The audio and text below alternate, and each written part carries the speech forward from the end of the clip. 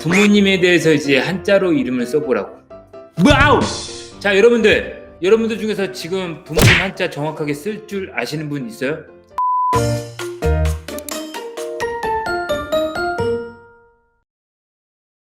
오늘 준비한 시간은 뭐냐? 바로 면접 중에 답변이 떠오르지 않는다면 어떻게 해야 될까?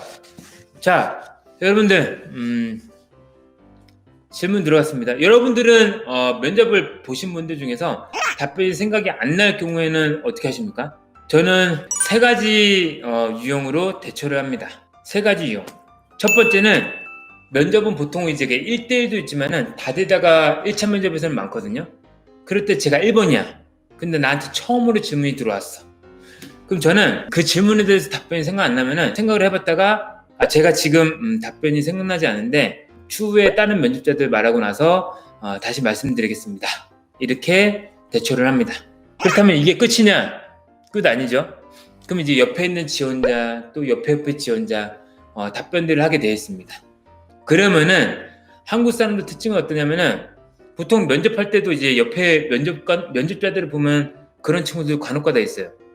본인한테 면접관이 질문을 먼저 할 줄 알고 답변 대기하고 있습니다. 답변을 대기하고 있고 물어보는 즉시 생각나는 답변들을 말하기 위해서. 근데 면접 안에서는 여러분들 자기 주도형 인재가 돼야 돼요.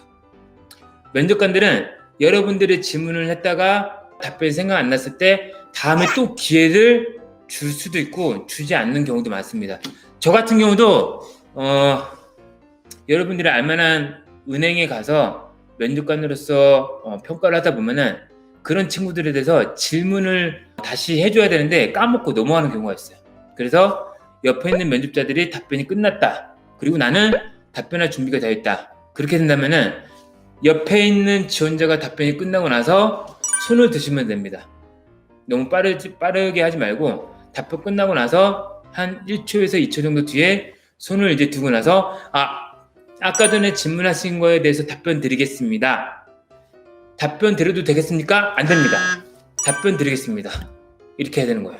여러분들 면접에서는 자기소개서는 여러분들의 자기소개서와 면접의 스킬을 보고 판단하는 게 아닙니다. 여러분들의 자기소개서 쓴 문장과 답변을 할 때 이 사람의 단어 표현들을 보고 이 사람이 긴장해 있다, 외워왔다, 자연스럽게 진솔하게 말하고 있다, 이런 것들을 구별해낼 줄 알거든요. 그래서 질문을 안 하고 제가 답변 드리겠습니다, 생각나는 거 답변 드리겠습니다 해서 답변을 해버리면은 이 친구 자신감, 열정, 리더십 등등등 한 가지든 세 가지든 이 친구에 대한 장점을 캐치해냅니다. 그래서 답변을 이어서 말씀하시면 되는 거예요. 두 번째는 옆에 있는 사람들도 없고 다 대 1 아니면은 1대 1이에요. 근데 아무것도 잘 몰라. 진짜 생각이 안 나. 그럼 예를 들면 이렇게 하면 되는 거죠. 나한테 들어온 질문. 여러분들 지금 즉시 한번 말해보세요. 코스피 지수 지금 얼마인지, 아니면은 달러 지금 얼마인지 아십니까? 모르잖아요, 그죠? 자, 그래서 그 질문했을 때 달러에 대해서 물어봤을 때 저는 이렇게 답변을 합니다. 예를 들면은 달러에 대해서 이제 그 원화로 환산했을 때 가치는 금액은 잘 모르겠지만은 엊그저께 제가 신문을 봤을 때 유로화의 기준으로 약 1,300 얼마였습니다. 이렇게 대체제를 말하면 되는 거예요. A에 대해서 질문이 들어왔을 때 그 A에 대해서 무조건 답변할 필요는 없고 그 답변에 대해서 못하겠다. 그러면은 그와 유사한 연관성 있는 답변들을 하시면 되는 거라고.